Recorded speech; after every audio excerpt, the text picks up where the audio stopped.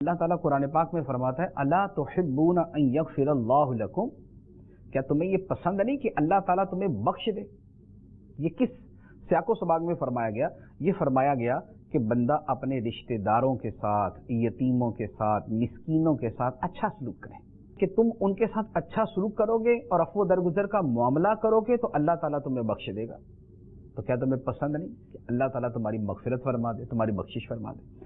تو بخشش پانے کا ایک بہت عمدہ ذریعہ یہ بھی ہے کہ بندہ اپنے رشتہ داروں کے ساتھ اچھا سلوک کرے، مسکینوں کے ساتھ، غریبوں کے ساتھ اچھا سلوک کرے، اور اگر رشتہ داروں کی طرف سے کوئی کمی کوتاہی ہو جائے، کوئی غلطی ہو جائے تو مقابلہ کرنے اور انتقام لینے اور بدلہ لینے اور ظلم کرنے اور دبا دینے اور برا بلا کہنے کی طرف نہ جائے، بلکہ معاف کر دے، رشتہ داروں کو معاف کر دے۔